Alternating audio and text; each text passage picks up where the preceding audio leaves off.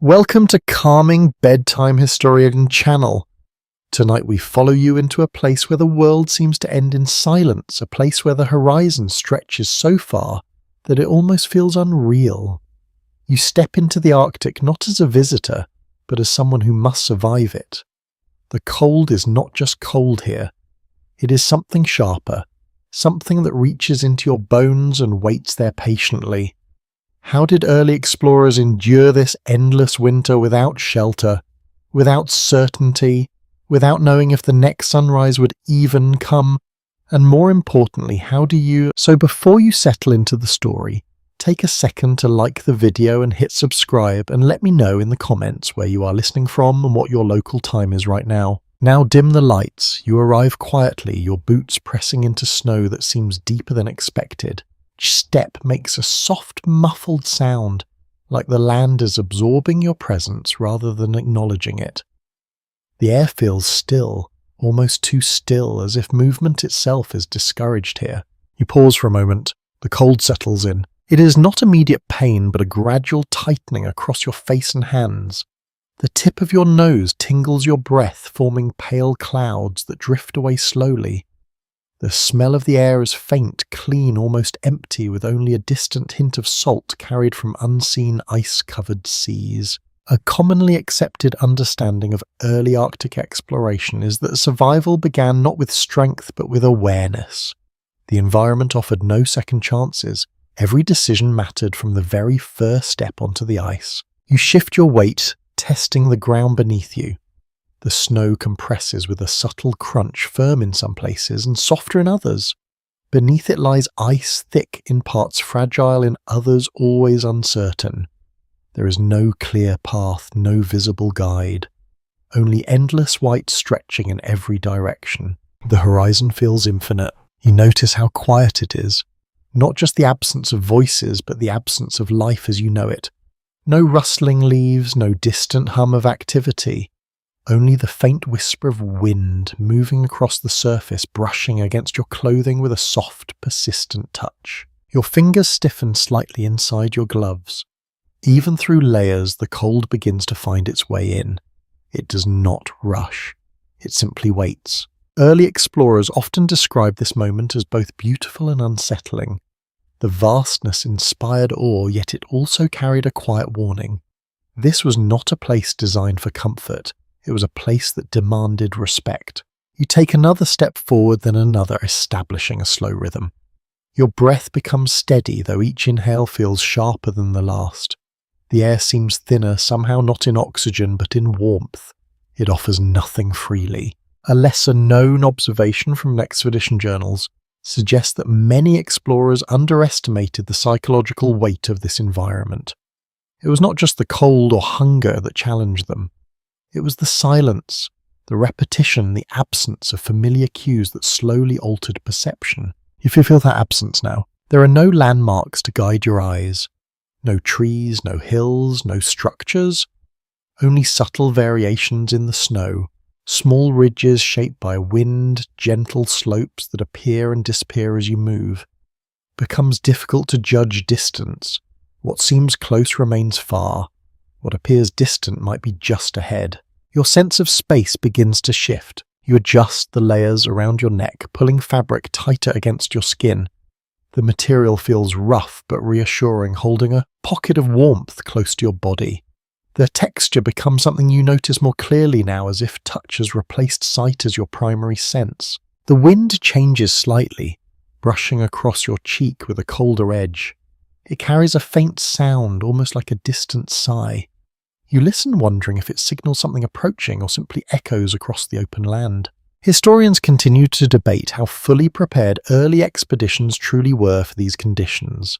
Some accounts suggest careful planning, while others reveal gaps in understanding that only became apparent once the journey had begun. You can feel those gaps. Even with preparation, there is a sense that this place operates by its own rules.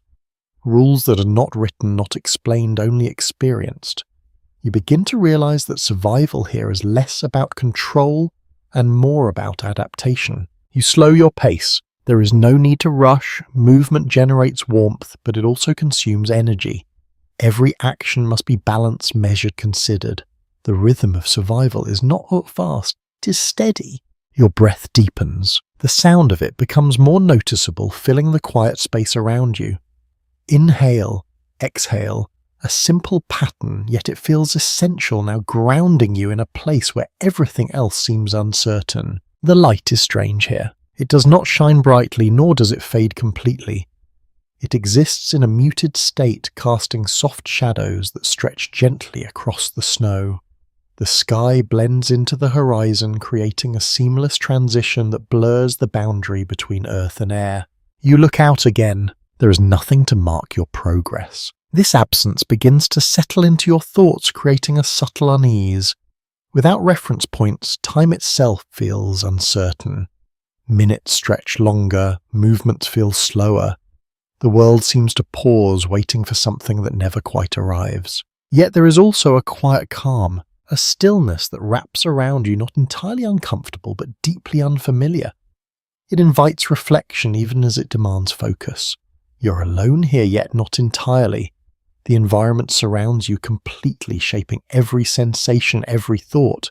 You adjust your footing again, pressing down more firmly to test the surface. The snow holds solid beneath your weight for now. A soft gust of wind passes. It carries a faint chill that reaches through your layers, reminding you that exposure is constant. There is no shelter here, no barrier between you and the elements, only what you bring with you and what you learn to use. Explorers who survive these journeys often spoke of a gradual transformation. Not physical alone, but mental. A shift in how they perceived comfort, danger, and even time itself. You begin to sense that shift starting. Your awareness sharpens. Small details become significant. The angle of the wind, the texture of the snow, the rhythm of your breathing. Each one offers information subtle but important. You continue forward, step by step. The land does not change much yet. Your understanding of it begins to deepen. What once appeared as empty now holds layers of meaning. Patterns in the snow, slight variations in colour, gentle slopes that hint at underlying structures. You are learning. Not quickly, not completely, but enough to begin. The cold remains constant. It presses gently against you, never fully retreating, never overwhelming, simply present. A quiet companion that reminds you of where you are and what is required to remain here. You pause once more, turning slightly to look behind you. Your footprints stretch back in a straight line, the only visible mark in an otherwise untouched landscape. They fade slowly as the wind brushes over them, softening their edges, erasing your presence bit by bit. Nothing lasts long here, not even your path. You turn forward again, focusing on the space ahead. The horizon remains distant, unchanged, yet it no longer feels entirely unknown. You have taken the first steps, felt the first sensations, begun to understand the nature of this place. And it is only the beginning. You draw in another breath, slower this time, more deliberate, as if testing the air rather than trusting it. The cold enters your lungs with a sharp clarity that feels almost cleansing at first. Then it lingers. A faint dryness spreads through your chest, subtle but persistent. Your breath becomes visible again. Each exhale forms a soft plume that curls upward before dissolving into the pale sky. You watch it for a moment, noticing how quickly it disappears as leaving no trace behind. Even something as simple as breathing feels temporary here. The air feels different now. Not thinner in the way high mountains feel, but harsher, more demanding. It carries very little moisture, and each inhale seems to pull warmth away from your body rather than offering anything in return. Your throat tightens slightly, adjusting to the dryness. You swallow. The sensation is faintly uncomfortable, a reminder that even the most basic functions require effort in this environment. Early explorers often noted how quickly dehydration could set in, not from sweating, but from the constant loss of moisture through breathing in such cold, dry air. You shift your scarf higher across your face, allowing the fabric to catch some of your breath. The material grows slightly damp with each exhale, but it also warms the air just enough to soften its edge before it reaches your lungs. A small improvement. Your nose tingles again, more sharply now. The cold air brushes against the sensitive skin inside your nostrils, creating a faint stinging sensation. It is not painful, but it demands attention. You inhale carefully, slower, controlled. This becomes important quickly. Rushing your breath only deepens the discomfort, while steady inhalations allow your body to adjust. It is a quiet lesson learned not through instruction but through sensation. A widely accepted detail from the expedition records is that breathing technique played a subtle yet critical role in Arctic survival. Those who adapted their breathing patterns conserved warmth more effectively and reduced strain on their bodies. You begin to understand why. Your chest rises and falls in a steady rhythm, each breath measured, each exhale soft. The sound becomes part of the surrounding silence, blending with the faint whisper of wind that continues to move across the frozen landscape. You pause again, just for a moment. There is a strange awareness that settles over you, a heightened sense of being present. Every sensation feels clearer, more defined. The cold against your skin, the texture of fabric around your face, the quiet movement of air. Your eyelashes feel slightly heavier. You blink, and for a brief second they seem to stick together. Tiny crystals begin to form where moisture from your breath meets the cold air. It is delicate, almost beautiful, yet it reminds you how quickly the environment interacts with your body. Nothing is separate here. You raise a gloved hand and gently brush your lashes, breaking the thin layer of frost. The motion is slow, careful. Even small movements require intention. A lesser-known account from Arctic journals describes how some explorers found the act of breathing itself mentally exhausting during prolonged exposure. The constant awareness of air, warmth and rhythm became something they could not ignore. You feel a hint of that now. Not exhaustion, but awareness. You take another step forward, then another, maintaining your slow pace. Your breath aligns with your movement, creating a steady pattern that feels almost meditative. Inhale as you lift your foot. Exhale as it settles into the snow. Simple, repeating. The cold air can be used to press against your face, but it no longer feels as sudden as before. Your body begins to adapt, not by resisting, but by adjusting its response. You tilt your head slightly, listening. There is a faint sound carried by the wind, almost like a distant hiss. It moves across the surface of the snow, shifting tiny grains into new patterns. You watch as a thin layer lifts briefly, then settles again, reshaping the ground in subtle ways. The landscape is never completely still. Even in its quietest moments, it is changing. Historians remain uncertain about how quickly early explorers recognized these small environmental cues. Some writings suggest immediate awareness, while others imply that it took time, often learned through difficult experience. You sense how easily such details could be missed. Without attention, the environment might appear empty, unchanging.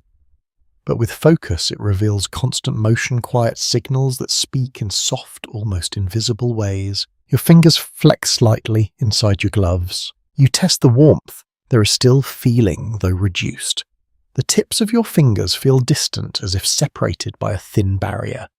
You press them together gently, ensuring they still respond. They do. For now. You lower your hand, keeping your movements controlled. Rapid motion invites exposure, and exposure invites risk. The balance between action and preservation becomes clearer with each passing moment. Your breath continues. Steady, present, you notice how the sound of it fills the space around you, becoming a kind of anchor in the vast silence. Without it, the quiet might feel overwhelming. With it, there is rhythm, continuity, something familiar to hold on to. You look ahead again. The horizon remains unchanged, yet your perception of it shifts slightly. It feels less distant now, not because it has moved, but because you have begun to understand how to exist within it. A subtle shift. You inhale once more, drawing the cold air in with less hesitation. It still carries that sharp edge, but it no longer surprises you. Your body prepares for it, meets it halfway, adapts in small, quiet ways. This is how survival begins. Not through sudden strength, but through gradual adjustment. Through noticing, learning, and responding. Each breath becomes part of that process, a simple act that carries deeper meaning in a place like this. You slow your pace again, allowing your body to conserve energy. Movement creates warmth, but it also increases the need for oxygen, for breath, for balance. Everything connects. You exhale softly. The cloud forms, lingers, fades. It is a small cycle repeating endlessly, marking time in a place where time feels uncertain. You begin to measure moments not by minutes, but by breaths, by steps, by the steady rhythm of your body moving through the cold. A faint calm settles in, not comfort exactly, but acceptance. You are here now, fully within this environment, feeling its effects, responding to its demands. The cold air no longer feels like an immediate threat. It feels like something to work with, something to understand. You continue forward, your breath steady, your awareness sharpened. The Arctic does not change for you, but you begin to change within it, one breath at a time. You reach up and adjust the layers around your shoulders, feeling the weight of your clothing settle more firmly against your body. The fabric does not feel light, but it feels necessary, each layer holding a quiet purpose that becomes clearer with every passing moment in the cold. The air brushes against your outer garments first. You notice how the wind no longer reaches your skin directly, but instead presses against wool, fur, and tightly woven cloth. The sensation is muted, softened, yet still present. The cold does not disappear, it simply slows down. You pull your sleeves slightly lower. Your wrists are protected now, the gap between glove and sleeve sealed more carefully. A small adjustment, yet it changes everything. Even a narrow opening can invite the cold inward, allowing it to travel quickly across your skin. Early explorers often depended on layered clothing systems built not for fashion, but for survival. Each layer trapped a thin pocket of air, and that trapped air became the true source of warmth rather than the material itself. You feel that principle working. The space between your garments holds a faint warmth, subtle but steady. It does not feel hot, but it feels protected, like a barrier that separates you from the endless cold outside. You begin to understand that insulation is less about blocking the cold and more about preserving what little heat your body creates. You pause briefly, just to check. Your fingers move inside your gloves again, slower, this time more deliberate. The lining feels soft against your skin, slightly worn in places, but still effective.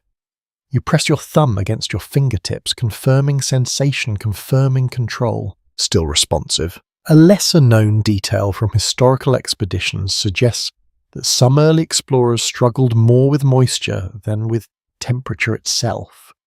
Sweat, once trapped inside clothing, could freeze quickly, turning protective layers into sources of cold. You become aware of your own movement. The slight warmth building inside your layers feels reassuring, but you recognize the risk. Too much effort, too much heat, and the balance shifts. Moisture forms, and once it cools, it becomes a silent threat. You slow your pace, not stopping, but easing into a rhythm that maintains warmth without excess. Each step is measured, each movement controlled. Your body begins to settle into this balance, producing just enough heat to stay comfortable, but not enough to create danger. The wind brushes across your outer layer again. It creates a faint sound, a soft rustling that moves along the surface of your clothing. You listen to it, noticing how it changes slightly depending on your position. Facing into the wind, the sound is sharper. Turning slightly away, it softens. You adjust your stance. Even a small shift reduces exposure. It is a quiet lesson in positioning and using your body and your clothing together to manage the environment around you. Historians continue to examine how different expeditions adapted their clothing based on local knowledge. Some groups relied heavily on imported materials, while others adopted techniques learned from Arctic communities, often with far greater success. You begin to sense why. Your clothing does more than cover you. It interacts with the environment, responding to wind trapping, heat releasing excess warmth when needed. It becomes an extension of your body rather than something separate from it. You lift your collar slightly higher. The fabric brushes against your chin, rough but comforting.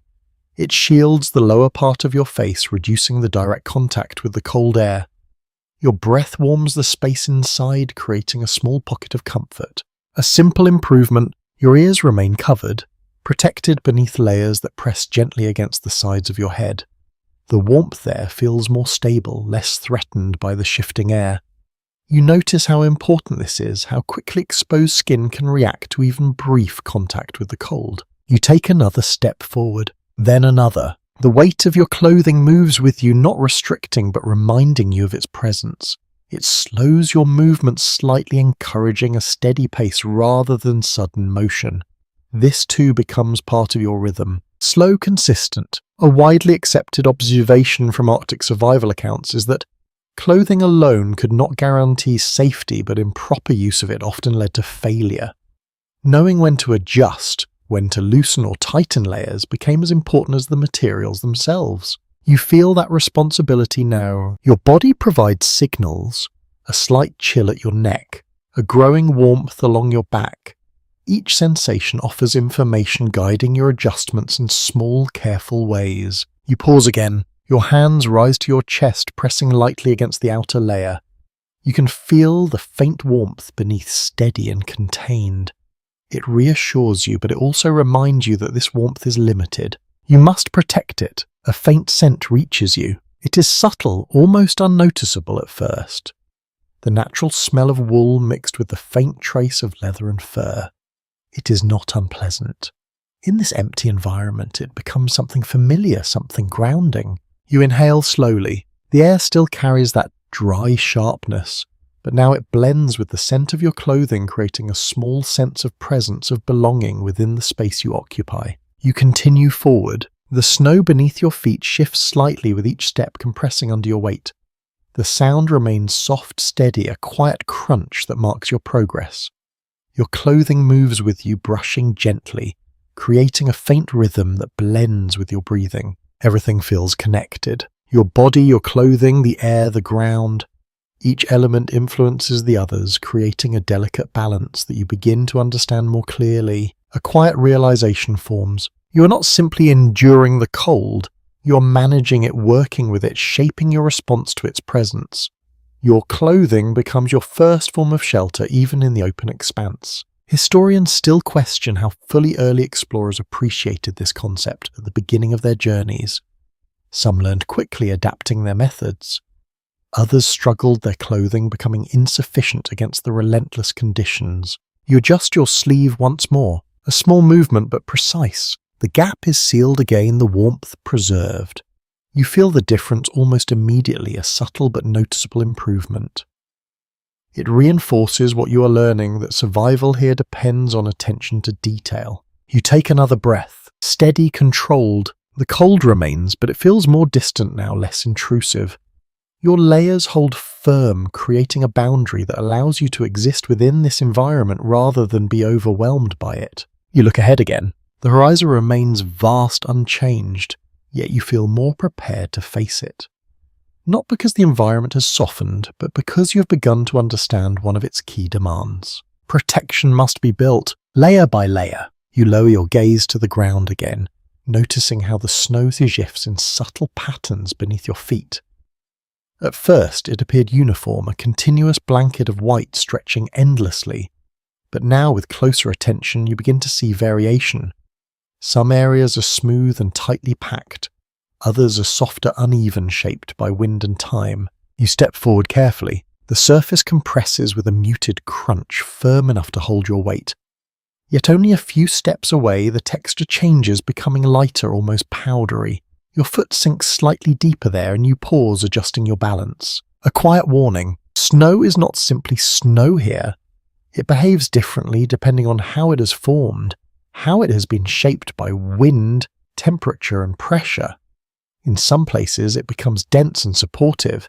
In others, it conceals empty space beneath. You shift your weight again, testing, learning. Many early explorers eventually realized that snow could serve as both protection and risk, depending on how it was understood.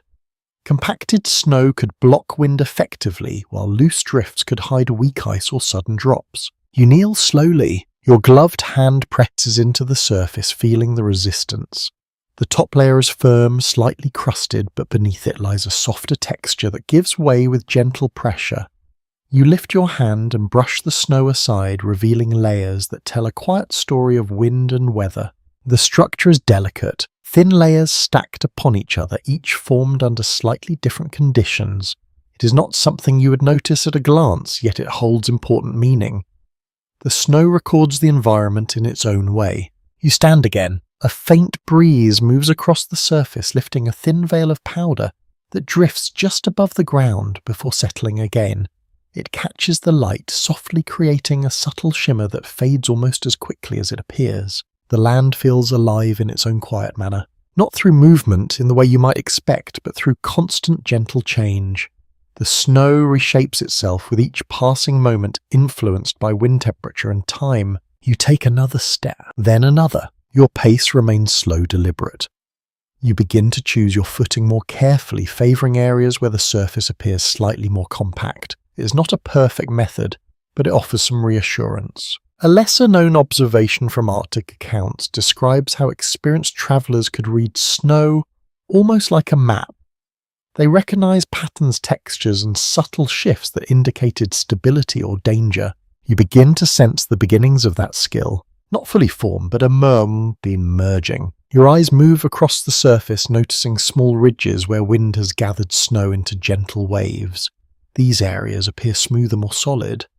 In contrast, flatter regions sometimes hold deeper, looser layers that conceal what lies beneath. You pause again, listening. The wind has softened, but it still carries a faint whisper across the open space.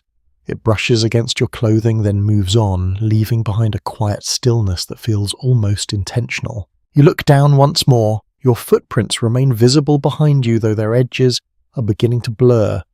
The wind gently reshapes them, softening their outlines, gradually erasing the evidence of your passage. Nothing remains untouched for long. You step forward again, placing your foot with care. The surface holds. You shift your weight fully, then continue. Each successful step builds a small sense of confidence, a growing understanding of how to move within this environment. A widely accepted insight among historians is that snow, when properly used, could serve as a form of shelter even in open landscapes. By shaping it, packing it, or positioning oneself behind natural drifts, explorers could reduce exposure to wind and conserve body heat. You begin to consider this, the idea that the very substance beneath your feet could offer protection. It seems counterintuitive at first, yet it aligns with what you're starting to observe. The denser the snow, the more it resists the movement of air. You move toward a small rise. It's not large, just a gentle mound where the snow has gathered more thickly. As you approach, you notice how the wind feels slightly weaker on this side, as if the shape of the land is interrupting its path. A subtle difference, but noticeable. You stand beside the rise, turning your body slightly to position it between you and the wind. The effect is immediate, though modest. The air feels calmer, less intrusive. Your clothing no longer rustles as sharply. You remain still for a moment, taking it in. This small change highlights something important. Even in an open, shelterless environment, the land offers minor advantages if you know where to look. Protection does not always come from structures. Sometimes it comes from understanding. There is, however, uncertainty in how early expeditions interpreted these natural features. Some records suggest quick adaptation, while others imply that such knowledge was gained only after repeated exposure and trial. You can imagine both. The learning curve feels steep. You crouch slightly, lowering your profile against the rise. The snow here feels firmer, more compact. You press your hand against it again, noticing how it resists more strongly than the looser areas you encountered earlier. This could block wind. Even a small barrier reduces the force of the air, creating a pocket of relative calm. It is not warmth exactly, but it is a reduction of loss which matters just as much. You rise again. Your legs feel steady, though slightly heavier from the effort of moving through the snow. The cold has not intensified, but it remains constant, pressing gently against your outer layers. You take another breath. Steady, familiar. The air still carries that dry sharpness, yet it no longer surprises you. Your body has begun to adjust, responding more smoothly to each inhale and exhale. You step away from the rise, returning to the open surface. The wind greets you again, brushing lightly against your clothing. It reminds you that protection here is temporary, shifting with your position and movement. You continue forward, step by step. The snow beneath you remains varied, sometimes firm, sometimes yielding. You adapt with each change, adjusting your footing, maintaining balance, learning through experience rather than instruction. A quiet rhythm develops, not just in your movement, but in your awareness. You notice more now. The slight differences in texture, the way light reflects differently across compacted and loose surfaces, the faint sounds carried by the wind. Each detail matters. You glance back once more. Your path is already fading. The snow reclaims its surface, quickly smoothing over your footprints as if they were never there. It reinforces a simple truth: this place does not hold on to what passes through it. You turn forward again. The horizon remains unchanged, yet your understanding of the ground beneath you has deepened. You are no longer stepping blindly. You're beginning to read the surface to interpret its signals. Snow is no longer just a backdrop. It is a tool and a risk. You move onward, carrying that knowledge with you, aware that every step is part of a larger lesson still unfolding. You continue forward, your pace steady, your awareness widening with each step across the frozen expanse. The land remains quiet, yet something begins to feel different. Not louder, not more active, but subtly marked by presence. You slow down. There is a faint disturbance ahead. At first, it looks like nothing more than uneven snow, a slight interruption in the otherwise smooth surface. But as you approach, the shapes become clearer. Shallow impressions spaced irregularly, stretching across the snow in a loose pattern. Tracks. You stop just short of them. Your breath softens, instinctively quieter, as if sound itself carry farther than you intend. The marks in the snow are not deep, but they are distinct enough to suggest movement, something that passed through this space not long ago. You crouch slightly. Your gloved hand hovers above one of the impressions. It is elongated, narrow at one end, slightly wider at the other. The edges are softened, touched lightly by wind, yet the form remains visible. An animal passed here. A commonly accepted understanding of Arctic survival is that food sources were scarce and often difficult to locate. Early explorers depended heavily on tracking skills, learning to interpret subtle signs left behind in the snow. You study the track more closely. The depth suggests weight, though not excessive. The spacing between impressions indicates a steady pace, not hurried, not slow. You trace the direction with your eyes, following the line as it stretches across the open landscape. It leads forward. Your body remains still for a moment, considering. Hunting in this environment is not just about finding food. It is about reading the land, understanding movement, predicting patterns that are not immediately visible. You rise slowly. Your gaze stays fixed on the trail. Each mark offers a clue, though none of them speak directly. The wind has already begun its quiet work, softening edges, shifting loose snow into the impressions. Time is limited. A lesser-known detail from expedition journals reveals that many early travellers underestimated how quickly tracks could vanish. A gentle breeze, barely noticeable, could erase hours of movement within minutes. You begin to follow, carefully. Your steps align beside the trail rather than directly on it. Preserving the marks feels important even if you do not fully understand why. There is a sense that each impression holds information you may need again. The snow crunches softly beneath your boots. The sound feels louder now, more pronounced against the surrounding silence. You instinctively reduce your pace, placing each step with greater care, minimizing noise as much as possible. You listen. There is nothing immediate. No movement, no sound beyond the faint whisper of wind.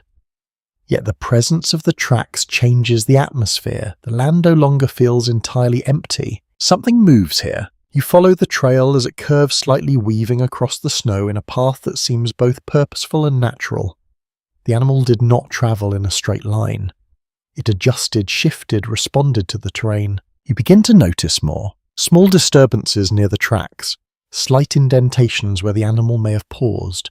A faint marking where something brushed against the surface, perhaps a tail or a limb. The story becomes clearer. Not complete, but forming. A widely recognized insight among historians is that early explorers often relied on instinct as much as knowledge when tracking. Without formal training, they adapted quickly, learning through observation and necessity. You feel that adaptation beginning. Your eyes move more deliberately now, scanning the ground, the distance, the subtle changes in texture and shape. Each detail contributes to a growing understanding of what has passed through this place. You pause again. The trail becomes less distinct ahead, the impressions shallower, more affected by wind. You step closer, examining the marks more pervaded, trying to preserve what remains of their shape. Your breath slows. Inhale, exhale. The rhythm continues, grounding you as your focus sharpens. Tracking requires patience, a willingness to move slowly, to observe without rushing. It is a quiet skill, one that demands attention more than speed. A soft gust of wind passes. It lifts a thin layer of powder, drifting it gently across the surface. You watch as it settles into the tracks, softening them further, blurring their edges. The trail is fading. There is uncertainty in how early explorers balance this constant loss of information. Some accounts suggest they pressed forward quickly, risking error. Others imply a slower approach, accepting the possibility of losing the trail entirely. You stand still for a moment, considering. The decision is not simple. Moving faster might help you keep the trail in sight, but it also increases noise, increases effort, increases exposure. Moving slower preserves energy, but risks losing the path altogether. You choose balance, a steady pace, not rushed, not hesitant. You continue forward at your steps, careful, your attention fixed on the ground ahead. The tracks reappear more clearly after a short distance where the snow is slightly more compact. Relief subtle but real. You follow, again adjusting your direction as the trail shifts. It leads you across a gentle rise, then down into a shallow dip where the snow feels deeper, softer beneath your feet. Your leg sinks slightly. You pull it free, maintaining your balance, then continue. The movement requires more effort here, and you feel a faint increase in warmth beneath your layers. You slow down, maintaining that balance, again, avoiding excess heat, avoiding moisture. Every action connects to another, each decision influencing your ability to continue. The trail curves once more. You lift your gaze, briefly scanning the distance. There is no visible animal, no movement that confirms its presence. Only the marks remain silent indicators of life in this vast, quiet environment. You lower your gaze again, following, learning. A curious detail noted in some historical writings describes how certain animals adapted their movement to minimize energy use in deep snow, stepping carefully to conserve strength. Their patterns often reflected efficiency rather than urgency. You begin to see that pattern here, the spacing, the direction, the gentle curves. The animal moved with purpose but not haste. It understood this environment in a way you are only beginning to grasp. You take another step, then another. The trail continues, though it grows fainter with each passing moment. The wind remains gentle yet persistent, gradually reshaping the surface, reclaiming the marks left behind. Nothing remains permanent. You pause one last time, looking ahead where the tracks nearly disappear into the uniform white. There is a sense of quiet respect that settles in, an awareness that survival here is shared, not dominated. You are not alone. Even in the vast silence, life moves, adapts, endures. You continue forward, following what remains of the trail, knowing that each step brings you closer, not just to food, but to understanding. You follow the fading trail a little farther, but your attention begins to shift. The marks in the snow grow faint, and something else presses itself into your awareness. The cold feels sharper again, not suddenly but steadily, as if it has been waiting for you to notice. Your breath continues its slow rhythm, yet the air seems to take more than it gives. The warmth you carry feels fragile. You pause. Your gaze drifts across the horizon, searching for something different, something useful. But the land remains the same, quiet and unbroken, offering no obvious resources. No trees, no fallen branches, nothing that resembles fuel. You exhale slowly. Fire feels like a distant idea here, something that belongs to another world, yet you know it must be possible. Early explorers survived this place. They found ways to create warmth, even when the land offered almost nothing. You shift your pack slightly, feeling its weight settle more evenly across your shoulders. Inside there are tools, small items that carry potential. Not abundance, but possibility. A widely accepted detail from Arctic survival history is that traditional firewood was nearly impossible to find in many regions. Explorers often depended on alternatives such as animal fat carried fuel or driftwood washed ashore from distant forests. You look out again. The snow stretches endlessly, but somewhere beyond it lies the frozen sea. And with it the chance that something might arrive carried by currents from lands far away. You kneel slowly. Your gloves press into the snow as you lower yourself, creating a shallow indentation. The cold rises immediately, seeping through layers, reminding you that stillness must be balanced with care. You begin to clear a small area. Your hands move methodically, brushing away loose snow to reveal a firmer surface beneath. The texture changes as you dig the top layer, giving way to something more compact, more stable. A small foundation. You gather what you can. A few fragments from your pack, a bit of material saved for this purpose. It feels limited, almost too little to matter. Yet even the smallest flame can change everything in this environment. A lesser-known account from early expeditions describes how some travellers relied on tiny, carefully maintained fires shielded from the wind and fed with minimal fuel. These fires were not for comfort, they were for survival. You begin to understand that difference. This is not about warmth in the familiar sense, it is about preserving heat, maintaining function, keeping the body from slipping too far into the cold. You cup your hands together, shielding. The wind is gentle, but even a soft current can steal heat, disrupt a flame before it fully forms. You position yourself carefully, using your body as a barrier, creating a small pocket of still air. Your movements slow, precise, intentional. You strike. The first attempt produces only a faint spark, brief and fleeting. It vanishes almost instantly, leaving no trace behind. You pause, adjusting your grip, steadying your hands. You try again. This time the spark catches for a moment longer, touching the prepared material, encouraging it to respond. A thin wisp of smoke rises, curling upward before being pulled away by the cold air. You lean closer, careful not to breathe too forcefully, not to disturb the fragile beginning. Your breath becomes softer, controlled, guiding rather than forcing. A small glow appears, faint but real. You watch it closely, feeding it just enough to grow, but not enough to overwhelm. The balance feels delicate, almost uncertain, yet it holds. The flame forms, tiny. It flickers gently, its light barely visible against the pale surroundings.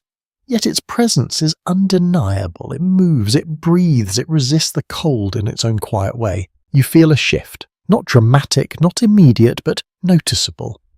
The air near the flame carries a slight warmth, a subtle contrast to the surrounding chill. It does not reach far, but it exists. A quiet success. A curious detail from historical records notes that some explorers came to value the psychological comfort of fire as much as its physical benefits. The sight of a flame, even a small one, provided reassurance in an otherwise unchanging environment. You understand that now? The flame draws your attention, grounding you, offering a point of focus in the vast emptiness. It reminds you that change is possible, that warmth can be created even here. You adjust your position slightly, maintaining the shield. Your body blocks the wind, your hands guide the flame, your movements remain careful and controlled. Every action supports this small essential process. You add a little more, just enough. The flame responds, growing slightly, then settling into a steady rhythm. It is not large, not powerful, but it is stable, and stability matters more than size. There is uncertainty in how consistently early explorers could maintain such fires in open conditions. Some accounts suggest success under careful management, while others describe frequent failure due to wind and limited fuel. You can imagine both outcomes. The conditions are unforgiving. You feel the warmth touch your gloves, faint but present. It does not penetrate deeply, but it offers relief, a reminder that your efforts are working. You remain still, letting the flame continue. Time feels different here, measured not in minutes, but in moments of stability. Each second the flame survives becomes meaningful, a small victory against the cold. The wind shifts slightly. You notice it immediately. Your body adjusts, leaning just enough to maintain the barrier. The flame flickers, reacting to the change, but it does not go out. It bends, adapts, continues. So do you. You remain focused, aware of every movement, every sensation. The cold presses in from all sides, but here within this small space you have created something different. A point of resistance. You take a slow breath. The air still carries a sharp edge, yet it now mixes with a faint scent, subtle and grounding. The smell of burning material, light and brief, yet unmistakable. It feels almost comforting. You watch the flame a little longer, ensuring its stability, committing the process to memory. Each step, each adjustment becomes part of your growing understanding. You begin to see that survival here is built from small successes, not grand solutions, small careful acts. You let the flame continue for a moment more, then gradually reduce it, conserving what little fuel you have. It dims slowly, its light fading until only a faint glow remains, then nothing. The space returns to stillness, but something has changed. You have proven that warmth can exist here even briefly, even with limited means. That knowledge stays with you, as valuable as any resource. You rise slowly. Your body feels steady, your movements controlled. The cold remains pressing gently against your layers, but it no longer feels absolute. You take another step forward, then another. The horizon remains vast. The land unchanged, yet your understanding deepens again. You have learned how to create warmth in a place that offers almost none, and that knowledge will matter. Soon, you continue forward at the rhythm of your steps, steady, your breath calm and controlled. The land around you has not changed yet. Something within the air begins to feel different. Not warmer, not softer, but heavier in a way that is difficult to explain. The light is fading. It happens gradually, almost politely, as if the day is stepping aside rather than ending. The pale glow that once stretched across the horizon begins to dim, blending into a muted grey that deepens with each passing moment. You slow your pace, watching. There is no clear sunset here, no vivid colours marking the transition. Instead, the world shifts into darkness with a quiet subtlety, the boundary between day and night dissolving rather than dividing. You inhale slowly. The air feels colder now, sharper against your lungs, as if the absence of light has taken something with it. Your breath forms thicker clouds lingering slightly longer before fading into the dimness. A commonly accepted observation from Arctic expeditions is that the long winter night could last for weeks, even to over months, depending on the region. During this period, the sun would not rise above the horizon, leaving explorers in a continuous state of twilight or darkness. You begin to understand the weight of that. The light continues to fade. Shadows stretch and merge until they no longer exist as separate forms. The snow, once bright and reflective, now takes on a muted tone, absorbing what little light remains. The horizon becomes harder to distinguish, blending seamlessly with the sky. You pause. The silence feels deeper now. Not louder, not more intense, but more complete. Without light, your senses shift. Vision becomes less reliable, and other sensations begin to take its place. You listen. The faint whisper of wind remains brushing gently across the surface of the snow. It sounds closer now, more present, as if the darkness has drawn it nearer. You feel the cold more clearly. Without the visual distraction of light, your awareness turns inward. The pressure of the cold against your skin, the slight stiffness in your fingers, the steady rhythm of your breath. Everything feels more immediate. You adjust your layers again, pulling them tighter. Your movements are slower now, more deliberate, guided by touch rather than sight. The fabric presses against your face, your neck, your wrists, sealing in what warmth you have. A subtle but important change. A lesser-known account from Arctic journals suggests that the absence of sunlight affected not only visibility but also perception of time. Without clear markers of day and night, explorers often lost track of hours, sometimes even days. You begin to sense that disorientation. The fading light removes the structure you rely on. There is no clear beginning, no clear end, only a continuous stretch of dimness that feels almost suspended. You take another step, then another. The snow beneath your feet feels the same, yet it looks different now. The contrast is reduced, the textures less defined. You rely more on memory, on the patterns you have already learned. Your pace slows slightly. Caution becomes more important. A widely recognized insight from historical records is that movement during the Arctic night required greater attention and often increased risk. Without clear visibility, even familiar terrain could become unpredictable. You feel that risk now. Each step carries more uncertainty. You place your foot carefully, testing the surface before shifting your weight fully. The process becomes slower, more methodical. You pause again. Looking ahead, there is little to see. The horizon has nearly disappeared, replaced by a soft, uniform darkness that stretches in every direction. The sky above blends into the ground below, creating a space that feels both vast and enclosed. A strange sensation. You're surrounded by openness, yet it feels closer, more immediate, as if the darkness has drawn the world inward. You listen again. The wind shifts slightly, carrying a faint low sound across the surface. It is steady, almost soothing, yet it reminds you that the environment remains active even when it cannot be seen. You continue forward. Your breath becomes your guide. Inhale, exhale. The rhythm steadies your thoughts, providing a sense of continuity in a place where visual cues have faded. You focus on the sensation, the movement of air, the quiet sound it creates. It grounds you. A curious detail noted in some expedition writings describes how explorers began to rely more heavily on internal rhythms during extended darkness. Breathing, walking, even simple repetitive actions became anchors in an otherwise unchanging environment. You begin to understand why. The darkness does not offer direction. It does not guide or inform. It simply exists surrounding you, shaping your perception without providing clarity. You adjust your posture slightly, standing a bit taller, allowing your body to move more freely. Confidence becomes important here, even if it is quiet, even if it is tentative. You take another step. The snow holds. You shift your weight, then continue. There is a growing awareness that your movements must remain consistent.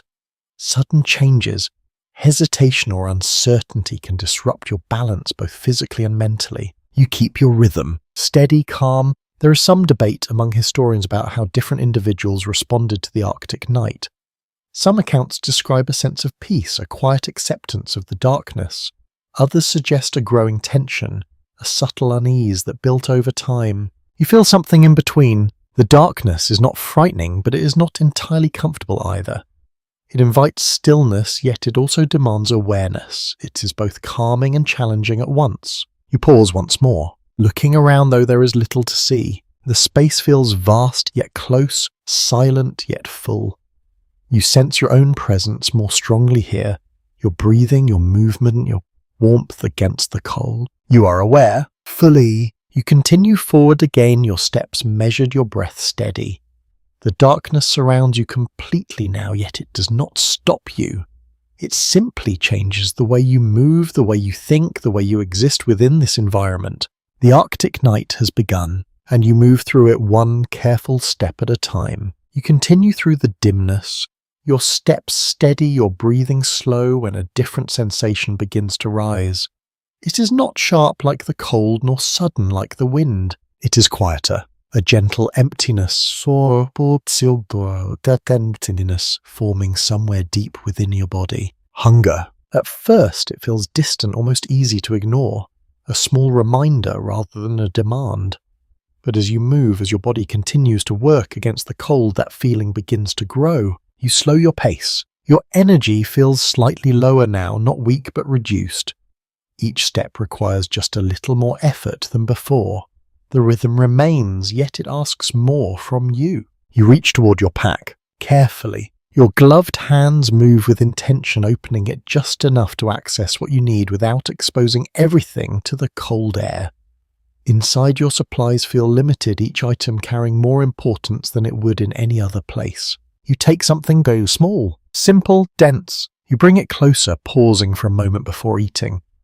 The cold has stiffened it slightly, making it firmer, less inviting, but here taste is secondary. Survival comes first. A widely recognized detail from polar expeditions is that explorers relied heavily on high-fat, high-energy foods. These provided more sustained warmth and endurance, even if they lack comfort or familiarity. You take a bite. The texture is firm, resistant at first, then slowly yielding. It does not melt easily in your mouth. Instead, it requires effort, patience. Your jaw works steadily, breaking it down, allowing your body to begin its quiet process of conversion. You chew slowly. The flavor is mild, almost neutral, yet there is a faint richness beneath it. It lingers not in a way that excites, but in a way that reassures. Energy is returning. You swallow. The warmth does not arrive immediately, but there's a subtle shift, a sense that your body is receiving what it needs. It is not comfort in the usual sense. It is function. You take another bite, then another, each one measured, deliberate. You avoid rushing. Consuming too quickly offers no advantage here. Balance remains essential even in something as simple as eating. A lesser-known note from historical accounts describes how some explorers struggled with appetite in extreme cold.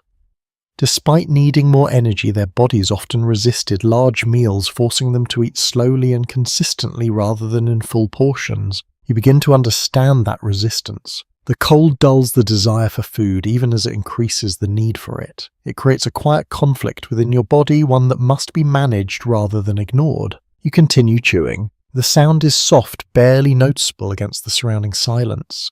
It becomes part of your rhythm, blending with your breathing, your movement, your awareness. You pause briefly, listening. The wind remains present, a gentle, constant companion. It carries no new sounds, no signs of movement beyond its own quiet passage. You finish what you have taken. Carefully, nothing is wasted. Every piece matters. You secure your pack again, ensuring it is closed tightly, protected from the cold and the elements. A small habit, but important. You take a breath. Deeper now. There is a faint sense of renewal, not dramatic but steady. Your body feels slightly stronger, your movements a bit more fluid. The energy you consumed begins to support you quietly, efficiently. You step forward again, then another. The snow responds beneath your boots with the same muted crunch, the sound familiar, now almost comforting in its consistency. You move with it, maintaining your pace, preserving your strength. A commonly accepted observation from survival studies is that eating in extreme cold is not about satisfaction, but about maintaining balance. The body requires constant input to sustain heat and movement, even when the desire for food fades. You feel that balance forming? Not perfectly, but enough.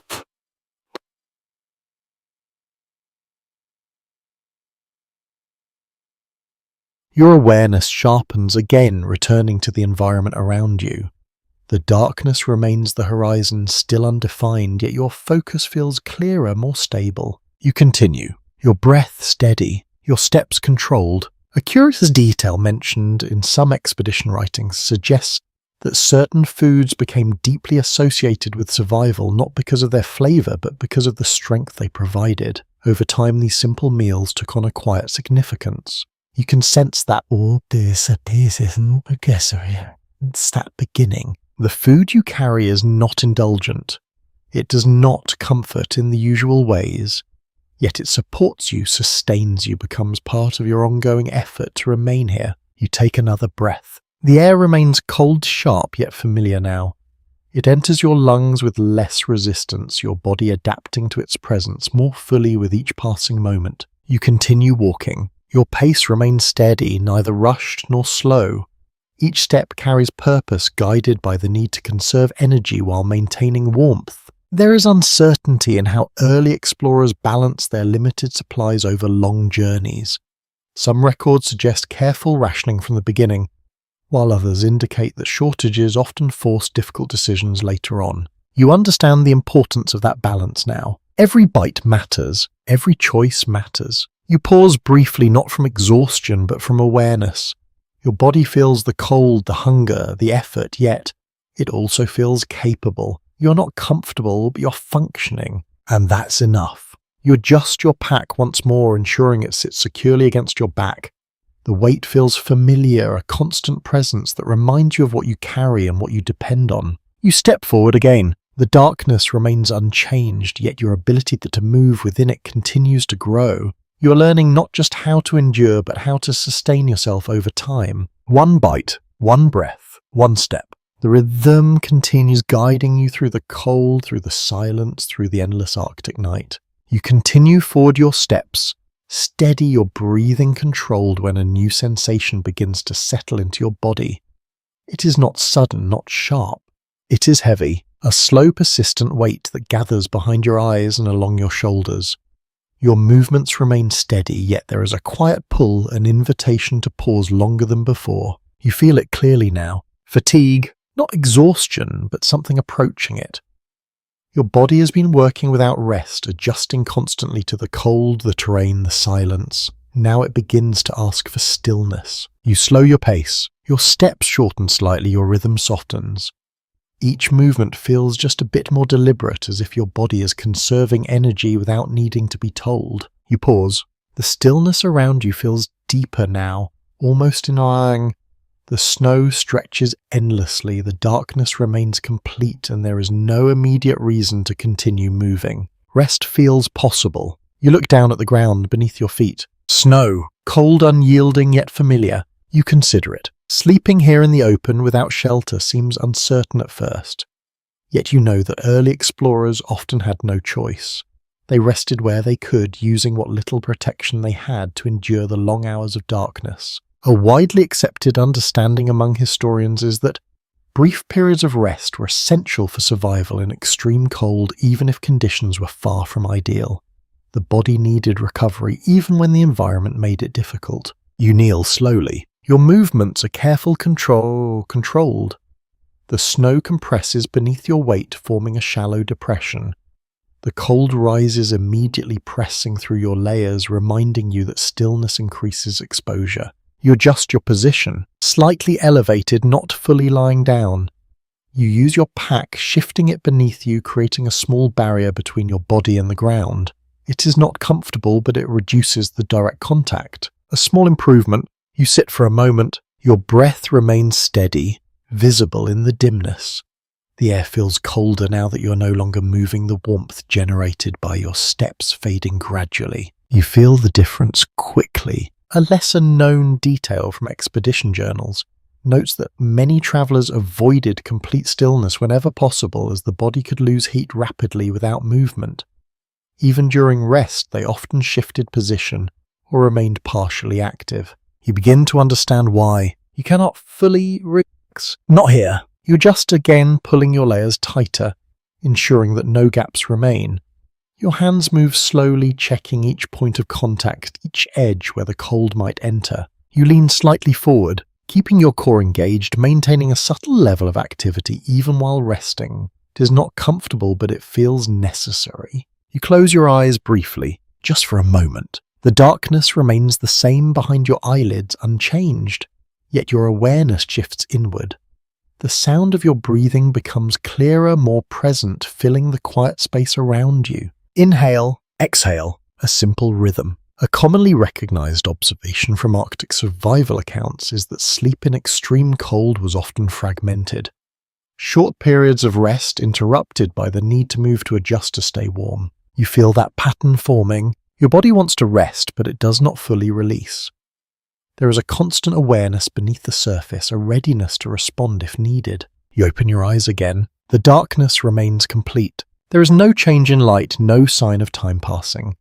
It creates a strange sensation, as if you are suspended between moments, neither moving forward nor remaining still. A curious note from historical writing suggests that some explorers experienced vivid dreams or brief hallucinations during these periods of partial rest influenced by exhaustion and the unchanging environment. You wonder about that, but your mind remains clear for now. You shift your position slightly. Your legs adjust, your weight redistributes, maintaining circulation, preventing stiffness from setting in too deeply. The cold continues to press against you, but your layers hold, preserving what warmth they can. You take another breath. Slow, controlled. There is a quiet acceptance in this moment. You are not comfortable, but you are stable. Your body is resting in its own way, even if it cannot fully relax. You remain like this for a short time, minutes perhaps. It's difficult to measure. There is uncertainty among historians regarding how long early explorers could safely rest in open Arctic conditions without shelter. Some accounts suggest very brief intervals, while others describe longer pauses, depending on clothing weather and individual endurance. You sense the limit approaching. The cold feels stronger now, more insistent. The warmth you generated earlier begins to fade, replaced by a gradual tightening in your muscles, a subtle stiffness that signals the need to move again. You open your eyes fully. Focus returns. You shift forward, preparing to rise. Your movements are slower now, your body heavier, but still responsive. You press your hands into the snow, using them for balance as you stand. The cold greets you again, sharper now, but expected. You take a breath, then another.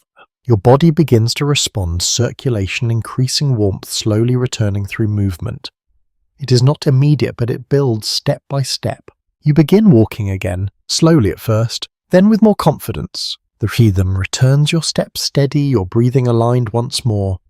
The fatigue remains, but it is managed, held in balance rather than overwhelming. A final thought settles in. Rest here is not comfort, it is strategy. You move forward again, carrying that understanding with you, knowing that even in stillness, survival requires awareness, control, and the willingness to rise when the cold begins to take more than it gives. You rise fully into motion again, your body gradually warming with each careful step.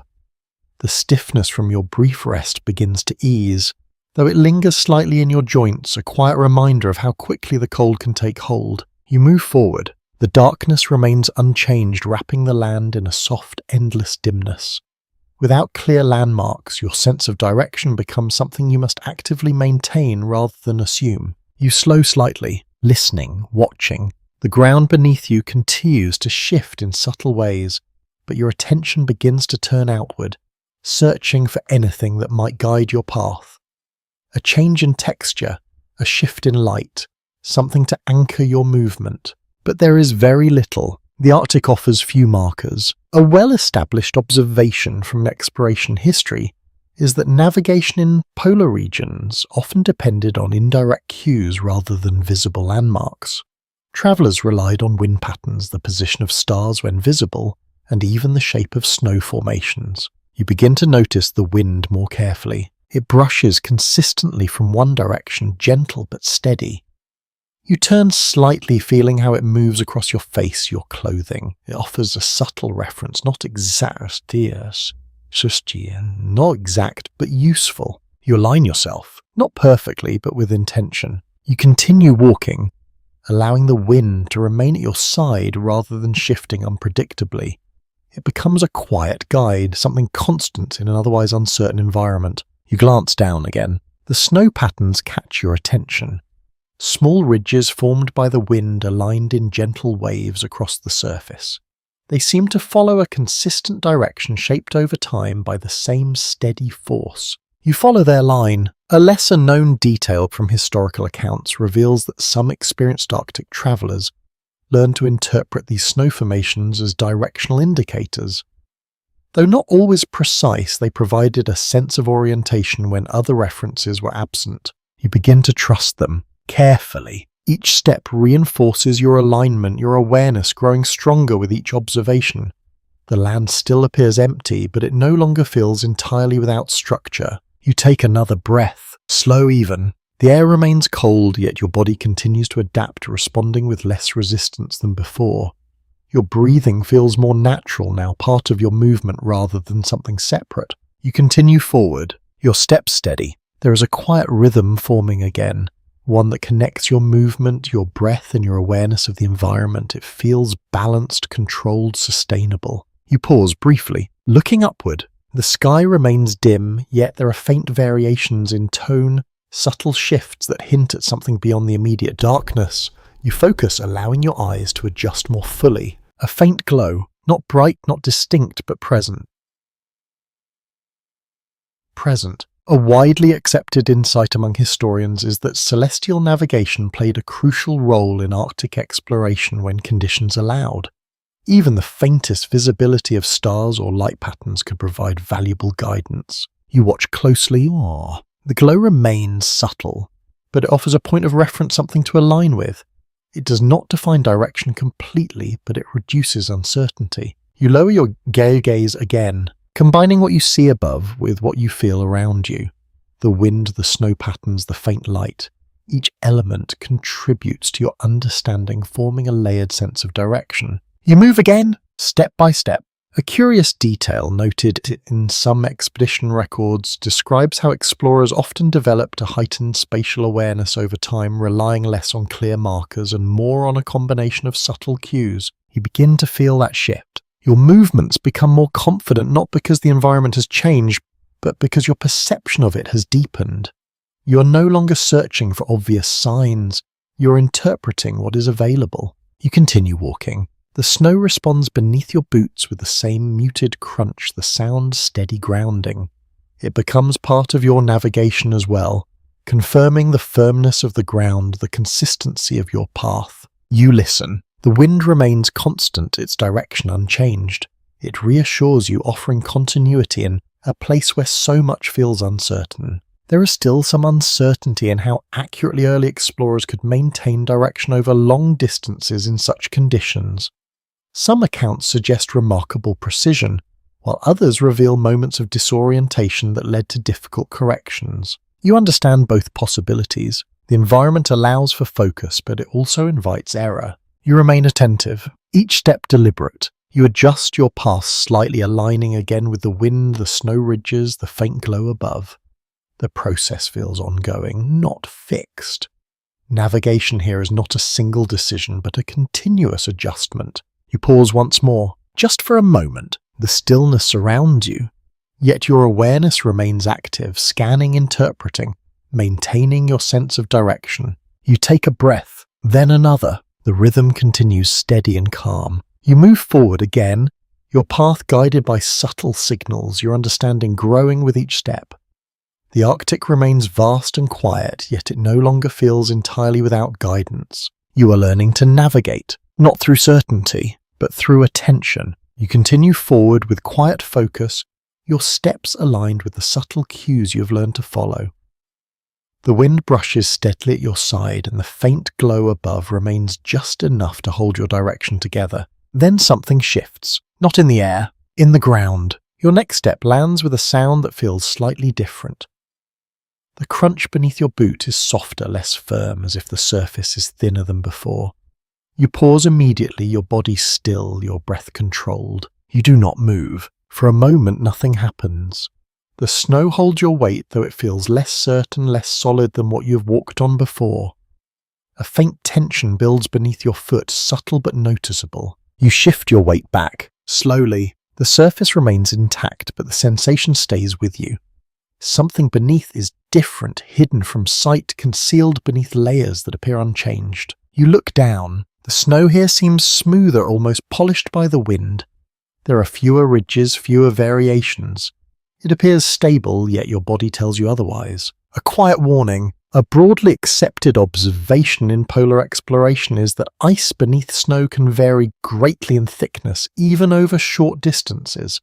What appears solid may conceal weak points where freezing and thawing have altered its strength. You crouch slightly. Your gloved hand presses gently against the surface. It feels firm at first, but there is a faint give beneath the top layer, a subtle softness that does not match the compact snow you encountered earlier. You listen. The silence remains, yet beneath it you imagine a different world. Water slow and dark moving beneath the frozen surface. The thought is distant, but it sharpens your attention. You shift your stance, carefully redistributing your weight, keeping your movements slow and controlled. Sudden motion could test the limits of what lies beneath, and here caution becomes your most reliable guide. You take a small step backward, then another, each movement deliberate, measured, avoiding any sudden pressure on a single point. The snow responds quietly, holding, yet never fully reassuring. An unusual detail recorded in some expedition accounts describes how certain areas of ice could produce faint sounds under pressure, soft cracks or distant echoes that signaled instability.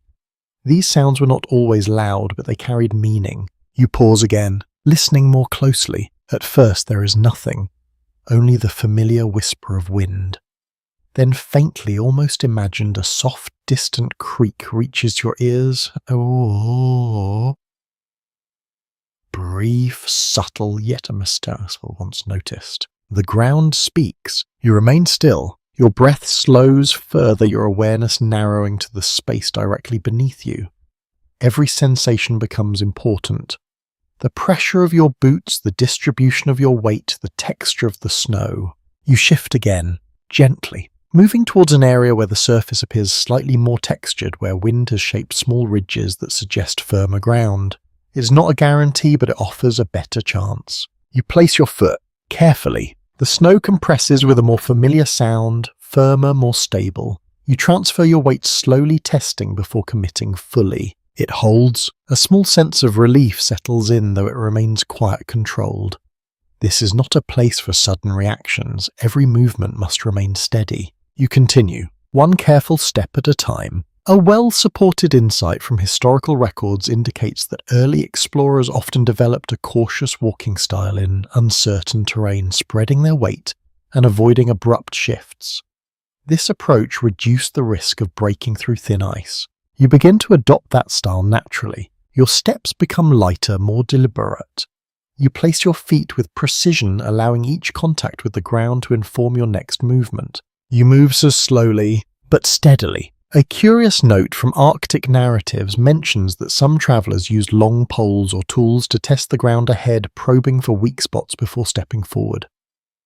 Without such tools, they relied entirely on instinct and careful observation. You feel that reliance now. Your senses become your tools. You watch the surface closely, looking for subtle changes in colour, in texture, in the way the snow reflects what little light remains, slight differences that might indicate something beneath. You listen. The wind continues, but now you pay attention to what lies beneath it. Any sound that breaks the pattern, any shift that suggests movement or strain. You take another step, then another, each one confirmed before you move again. There is still uncertainty in how consistently early expeditions could detect weak ice before it failed. Some accounts describe successful avoidance, while others tell of sudden breakthroughs that came without warning. You understand the risk. It cannot be eliminated, only managed. You continue forward, gradually leaving the softer area behind. The snow begins to feel firmer again, the sound beneath your boots returning to its familiar steady crunch. You pause once more. Testing. You press down slightly, confirming the stability beneath you. The surface responds with confidence, offering a resistance that feels reliable. You exhale slowly. A quiet release. The tension in your body eases slightly, though your awareness remains sharp. The lesson lingers, shaping how you move, how you think, how you approach the ground beneath you. You look ahead. The darkness remains unchanged, the horizon still distant and undefined. Yet your understanding has deepened once again. The land is not uniform. It hides. It shifts. It demands attention. You take another step forward, then another. Your pace returns to its steady rhythm, though now it carries a new layer of caution, a refined awareness of what lies beneath the surface. You move on, carefully, knowing that each step is not just movement but a quiet negotiation with the unseen world below. You move away from the uncertain ground, your steps gradually returning to a steadier rhythm. The tension in your body softens, though it does not disappear completely. It remains there quiet, reminding you to stay aware. As you continue, another sensation begins to emerge. Not physical at first, emotional. The vastness around you feels deeper now, more pronounced in the darkness. The silence stretches farther, filling the space in a way that feels almost tangible. You are still moving, still breathing, yet something within you notices the absence of others. You're alone. The thought does not arrive suddenly. It settles slowly, like the cold itself, spreading through your awareness in a quiet, persistent way. You pause, just for a moment, listening again. The wind continues its gentle movement, brushing across the surface, touching your clothing, then passing on. It offers sound, but not companionship. You exhale. The cloud forms, lingers, fades. A commonly accepted insight from exploration accounts is that isolation in extreme environments often affected individuals as strongly as physical hardship. The absence of human presence could shape thoughts, emotions, and even perception over time. You begin to feel that influence now. Not overwhelming, but present. You take another step, then another. The rhythm continues, yet it feels different. Each movement is yours alone, each sound belongs only to you. There is no shared pace, no second set of footsteps to match or follow. A Quieter World, a lesser-known observation from Arctic journals, describes how some explorers formed strong bonds with their companions not only for practical survival but for emotional stability. Shared presence became a form of warmth in itself. You consider that idea. What it would feel like to hear another breath nearby, to see another figure moving through the snow to share the silence rather than carry it alone. You continue walking. The thought lingers. Your mind begins to adjust, finding ways to fill the space. You focus more on your own movements, your own rhythm, creating a sense of continuity that replaces the absence of others. Step, breath, step. A subtle pattern forms. A widely recognized detail from survival studies is that maintaining routine can help stabilize the mind in isolated conditions. Repetition creates familiarity, and familiarity offers a sense of control. You lean into that rhythm, allowing it to guide you. Your steps become more consistent, your breathing more aligned with your movement. The pattern anchors you, providing a quiet structure within the endless landscape. You listen again. The wind shifts slightly, carrying a faint variation in tone. It is not a voice, not a presence, but it changes the texture of the silence just enough to break its uniformity. You notice it, a small difference. A curious detail noted in some expedition writings suggests that prolonged isolation could heighten sensitivity to subtle sounds, making even the faintest changes feel significant. You understand that now. Your awareness has sharpened not just outward, but inward as well. You notice your own thoughts more clearly, the way they move, the way they respond to the environment. You take another breath. Slow, even. There is stillness within you, but also movement. Your mind continues to work to adapt to find balance within the quiet. There remains some uncertainty among historians about how different individuals coped with prolonged solitude in the Arctic.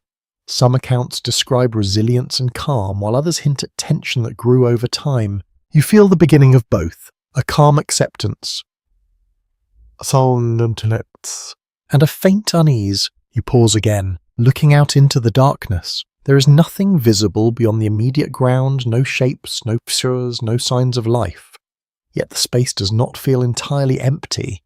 It feels full in a different way, filled with silence, with presence that is not defined by sight. You continue forward, your steps steady. You begin to speak softly, not loudly, just a few quiet words barely above a whisper. The sound feels strange at first, unfamiliar in this setting. Yet it changes something. It breaks the silence, even if only briefly. You listen to your own voice. It fades, quickly absorbed by the open space, yet it leaves a trace in your awareness. You are reminded that you are not just moving through this environment. You exist within it. You fall silent again. The rhythm returns. Step, breath, step. The pattern feels stronger now, more deliberate. It carries you forward not just physically, but mentally as well. You adjust your posture slightly, standing a bit more upright, allowing your movement to feel more intentional. Confidence grows quietly, not from comfort, but from adaptation. You continue walking. The darkness remains unchanged. The silence steady, yet your relationship with it has shifted. It no longer feels entirely empty. It feels like something you can move through, something you can exist within without losing yourself. You take another breath. The cold air enters sharp but familiar. Your body responds without hesitation, your lungs adjusting your rhythm unbroken. You move forward, not alone in the way you first felt, but not accompanied either. You carry your own presence now, your own rhythm, your own awareness. It becomes enough, at least for this moment, to continue, and so you do. One step at a time. You continue forward your steps, steady, your breath aligned with the quiet rhythm you've built. The darkness remains constant, yet your awareness keeps expanding, noticing more with less effort. Then something changes, not in the air, in your understanding. You pause, looking out across the snow, and a thought settles in with quiet clarity. The methods you are using, the careful steps, the way you read the surface, the way you conserve energy, these are not inventions of the moment. They are learned, passed down, refined. You take a slow breath. There is a long history here, far older than the journeys of early explorers. People lived in these conditions long before outsiders arrived, adapting to the cold, the darkness, the silence in ways that allowed them not just to survive, but to exist with a sense of balance. You continue walking, your mind turning gently to that idea. A well-established understanding in historical research is that many Arctic expeditions succeeded or failed based on how much they incorporated knowledge from indigenous communities. Those who observed and adapted often fared better than those who relied only on their own assumptions. You begin to see that influence in what you're doing. Even without direct instruction, the principles feel present. Move steadily, conserve heat, read the land, use what is available rather than resisting it. You adjust your pace slightly, not faster, more efficient. A lesser-known detail from Arctic narratives describes how indigenous travelers often moved in ways that minimized effort over long distances, favoring smooth, consistent motion rather than bursts of speed. You feel that shift now. Your steps become more fluid, less forceful. You allow your body to move with the terrain rather than pushing against it. The snow responds more easily, your energy lasting longer. You take another breath. Slow, controlled. The cold remains, yet it feels less intrusive, as if your approach to it has softened its effect. You are no longer reacting as strongly. You're adapting more naturally. You glance down. The surface of the snow continues to vary, but your ability to interpret it has improved.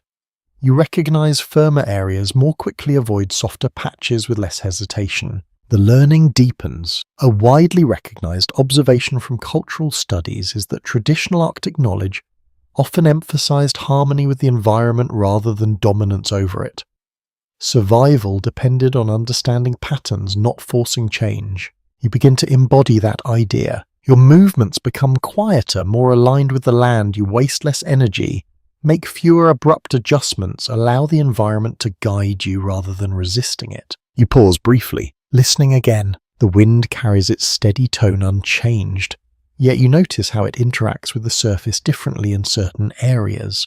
It gathers in small ridges, flows around subtle shapes, reveals patterns that were invisible before. You follow those patterns, not blindly, with awareness. A curious note from historical accounts mentions that some explorers initially dismissed local techniques as unfamiliar or unnecessary, only to adopt them later when conditions became more difficult. You can understand that hesitation. New methods often feel uncertain at first. But here in this environment, effectiveness matters more than familiarity. You continue forward. Your steps now feel more connected to the ground beneath you. Each movement flows into the next, creating a rhythm that feels less forced, more natural. Step, breath, step. The pattern remains, but it has evolved. There is still some debate among researchers about how much knowledge was successfully shared between explorers and indigenous communities during early encounters. Some accounts suggest collaboration, while others point to missed opportunities and misunderstandings. You sense the importance of that exchange. Knowledge here is not optional, it is survival. You adjust your posture slightly. Your body feels more balanced, your weight distributed more evenly. You move with less strain, conserving energy without consciously trying. The cold presses in, but it feels less dominant, not weaker, more familiar. You take another breath. The air enters smoothly, your body responding without resistance. The rhythm continues steady and calm, guiding you forward. You look ahead. The darkness remains unchanged, yet it feels less overwhelming. You've begun to understand how to exist within it, how to move without constant uncertainty. A quiet confidence forms. Not bold, not loud, just steady. You continue walking, your steps aligned with what you have learned. Your awareness shaped by both experience and the quiet influence of those who understood this land long before you. The Arctic remains vast, unforgiving, silent, but you are no longer approaching it as a stranger. You are beginning to move within it, and that changes everything. You continue forward with a steadier sense of balance, your movements smoother, your breathing calm. The rhythm you have built carries you through the darkness, yet something subtle begins to change within you. It is not in your body at first. It is in your thoughts. You notice it quietly, like a shift in the background rather than the center of your attention. Your thinking feels slower, more deliberate. Not confused, but softened, as if each idea takes longer to fully form. You take a breath. It feels the same, yet your awareness of it lingers a little longer than before.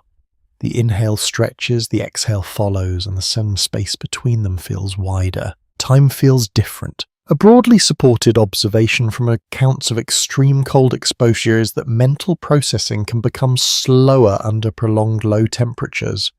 The body conserves energy and the mind follows, reducing speed in favor of efficiency. You begin to sense that effect. Your thoughts move more carefully now. You do not rush from one idea to the next.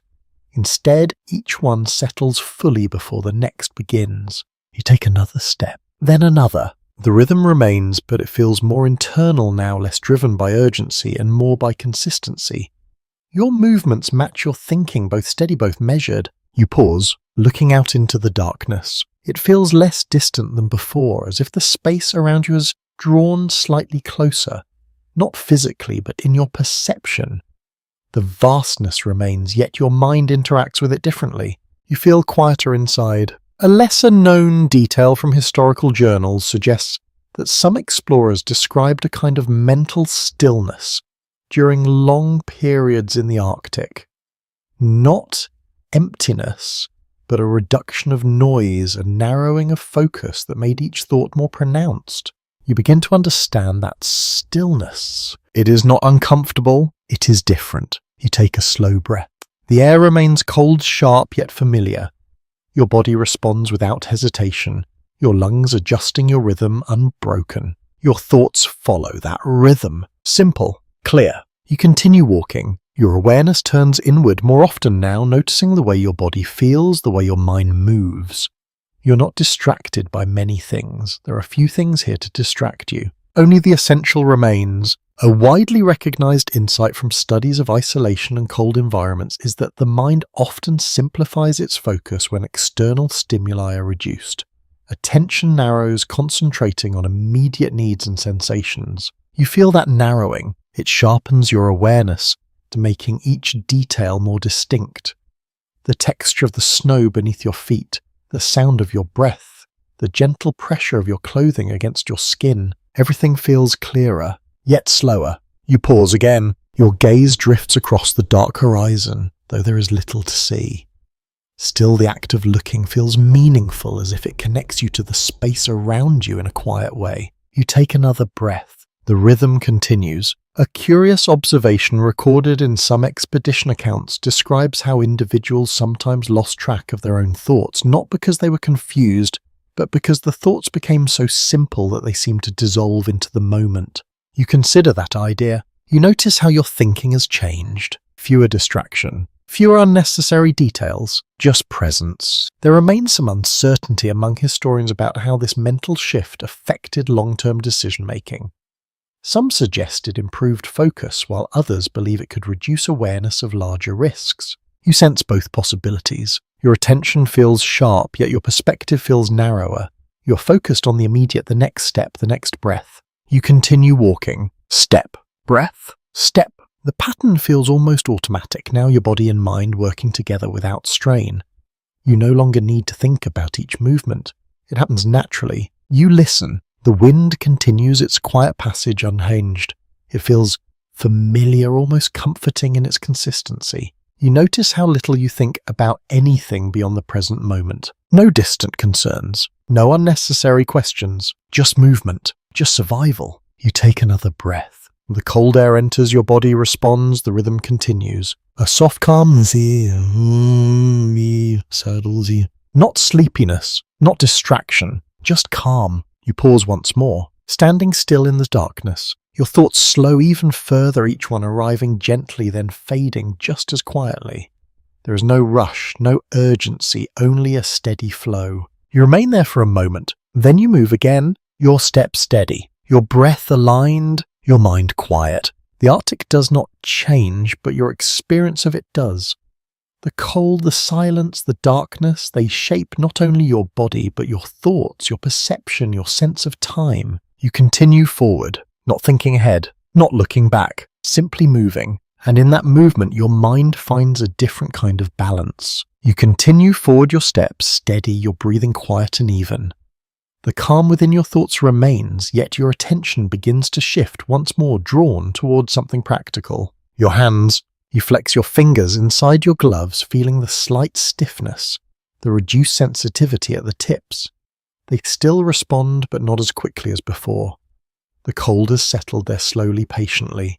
You slow your pace. There is something you need to consider. You cannot rely only on what you carried with you. Supplies are limited, and the environment offers very little in obvious ways. Yet survival here has never depended on abundance. It depends on use. You kneel carefully. The snow compresses beneath you, the cold rising again through your layers, though you manage it better now. Your movements are controlled, your posture balanced. You begin to look around more closely, not at the horizon, at what is near. Small details that once seemed insignificant begin to take on new meaning. The firmness of certain snow patches, the presence of ice that has formed in irregular shapes, even the faint outlines of objects partially buried beneath the surface. You brush aside a thin layer of snow. Your glove meets something solid, ice, not flat like the ground beneath you, but shaped curved slightly as if broken and reformed by pressure and time. You lift it carefully, turning it in your hand. It is smooth in some places, rough in others. You study it. A broadly accepted insight from survival history is that early explorers often crafted simple tools from whatever materials they could find, including ice bone and compacted snow. These tools were not refined, but they served essential purposes. You begin to understand that possibility. You turn the piece of ice again. It catches a faint trace of light, reflecting it softly. The edges are uneven, yet one side feels slightly sharper than the others. Not enough to cut deeply, but enough to shape. You press it gently against the snow. Testing. The edge leaves a faint mark, a shallow line that confirms its potential. It is not strong, not durable in the way metal would be, but it can still serve. You set it down beside you. Then look again. A lesser-known detail from Arctic narrative describes how even the simplest tools, when used with care, could make a significant difference. A shaped piece of ice might help carve snow, prepare a surface, or assist in small tasks that conserve energy. You gather another piece, smaller this time. You compare them. One larger, one more precise. Your mind begins to work through the possibilities slowly, deliberately, not rushing, not forcing, just considering. You begin to shape the snow in front of you, using your hands first, pressing, packing. The snow responds, forming in a more solid surface as you apply pressure. It resists at first, then yields, becoming firmer, more structured. You use the ice piece, gently, scraping along the surface, smoothing it, refining its shape. The motion is slow, careful, but effective. The snow begins to take on a more defined form. A flat area, small, but useful. A widely recognized observation from traditional Arctic practices is that shaping snow could create more stable surfaces for resting, working, or even building simple wind barriers. You see that principle now. You continue shaping. Your hands move steadily. Your breathing aligned with the motion. The work generates a small amount of warmth, just enough to keep your fingers responsive, though you remain cautious not to overexert. Balance remains important. You pause briefly, checking. The surface you have created feels firmer, more stable than the untouched snow around it. It is not large, not impressive, but it is intentional. It serves a purpose. A curious note from some historical accounts mentions that repeated small tasks like this helped maintain both physical warmth and mental focus during long periods in harsh conditions. You feel that effect. The act of creating something, even something simple, brings a sense of control, a quiet reassurance that you can shape your environment even in small ways. You adjust your position slightly. Your knees press into the snow, but the packed surface beneath you offers a bit more support. It reduces the uneven pressure, making your posture easier to maintain. You continue refining the area, using both your hands and the ice piece, smoothing edges, reinforcing the structure. Each movement is deliberate, efficient, guided by what you have already learned. There remains some uncertainty among historians about how frequently early explorers relied on improvised tools versus carried equipment. Some accounts emphasize resourcefulness, while others suggest a stronger dependence on prepared supplies. You sense that both approaches have value. Preparation matters. Adaptation matters more. You set the ice piece aside. For now, you look at what you have made. It is simple, but effective. You rise slowly. Your body adjusts, your muscles responding as you stand. The cold presses in again, more noticeable now that your movement has paused, but your layers hold, preserving what warmth you have. You take a breath, then another. Your rhythm returns, you step forward again. The knowledge you carry now feels slightly different. Not just learned, but practiced. You have used the environment, shaped it, worked with it, rather than against it. You move on, your step steady, your awareness deeper. The Arctic remains vast and silent, yet it offers what you need if you know how to look, how to use, how to adapt. And you are learning. You leave the packed surface behind, stepping once more into the open expanse. Your movements feel measured and controlled, your breathing steady, your awareness quietly alert. The rhythm carries you forward, familiar now, almost instinctive. Then the air begins to change. At first, it is subtle. a faint increase in movement against your clothing. The wind, once gentle and steady, begins to shift in tone. It brushes past you with a slightly stronger touch, no longer a soft presence, but something with more intent. You slow your pace, listening. The sound grows. What was once a quiet whisper becomes a low, continuous murmur moving across the snow in longer, more forceful strokes. It carries tiny particles with it, lifting them from the surface and sending them drifting through the air. You feel them against your face, light, sharp, a quiet warning. A widely accepted conclusion from polar expedition records is that storms in the Arctic often build gradually with small changes in wind and visibility signaling what is to come. Those who recognized these early signs had a better chance of preparing. You begin to recognize them now. The wind strengthens, not suddenly but steadily gaining force with each passing moment. It presses more firmly against your clothing, finding small edges, testing your layers. You adjust your stance, turning slightly, positioning your body to reduce direct exposure.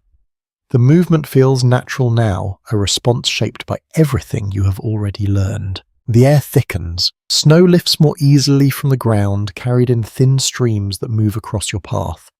They do not rise high, but they blur the surface, softening details, reducing clarity. You narrow your focus, looking closer. The ground remains visible but less defined. The subtle textures you relied on begin to fade, replaced by a shifting surface that changes with each gust. You take a careful step, then another. The resistance increases. A lesser-known detail from historical accounts notes that even moderate Arctic winds could significantly increase the effect of cold-drawing heat away from the body much faster than still air. You feel that effect. The cold presses more firmly now, reaching through your layers with greater insistence. It does not break through, but it challenges the balance you have maintained. You tighten your clothing again, securing every edge. Your hands move quickly but with control, ensuring that no gap remains. The fabric presses closer to your skin, holding warmth in place, resisting the pull of the wind. The sound grows louder, a steady rushing tone that fills the space around you. It does not overwhelm, but it demands attention, making it harder to hear anything else. You lean slightly forward, reducing your profile. Each step becomes more deliberate, your body working against the force pushing toward you. The effort increases, though you keep your pace steady, avoiding sudden bursts that would drain your energy. A well-documented observation from survival studies is that maintaining movement during worsening weather can help preserve body heat, but must be balanced carefully to avoid exhaustion. You find that balance. Slow, steady. The snow continues to lift. It swirls around your legs, brushing against your boots, drifting across your path. The ground beneath you feels less certain now, not because it has changed, but because it is harder to see. You rely more on feeling. Each step tests the surface before committing fully. Your awareness shifts downward, inward, focusing on the contact between your body and the ground. You pause briefly, just to assess. The wind presses harder, now pushing against your side, forcing you to adjust your stance again. You turn slightly more, aligning yourself with its direction rather than resisting it directly. A small change, but effective. A curious note from expedition narratives describes how experienced travelers often moved at an angle to strong winds, reducing resistance and conserving energy over long distances. You adopt that approach. Your path shifts slightly, not a straight line, but a controlled adjustment that allows you to continue without excessive strain. The visibility decreases further. The horizon disappears completely, now replaced by a uniform grey that blends sky and ground into a single indistinct space. You focus on what is close: your feet, your hands, your breath. There remains some uncertainty among historians about how individuals decided when to stop and wait out a storm versus continuing forward. Some accounts suggest early stopping improved survival, while others indicate that movement was sometimes the only option. You consider that decision, not in panic, in awareness. For now you continue. The wind strengthens again. The snow moves faster, the particles striking your clothing with a faint, continuous sound. It feels almost like a steady rain, though lighter, colder. You lower your head slightly, protecting your face. Your scarf catches more of your breath, now the fabric growing slightly damp, yet still warm enough to soften the air you inhale. You take another step, then another, each one deliberate, Each one confirmed. The storm builds around you, not sudden, not chaotic, but steady, persistent, shaping the environment in real time. You move through it, carefully, aware that the land has not changed, but your ability to see it has. You continue forward, your rhythm intact, your awareness sharp, carrying everything you have learned into this new challenge. The Arctic does not pause, and neither do you. You continue moving through the rising wind, your steps steady, your body angled to meet it with less resistance.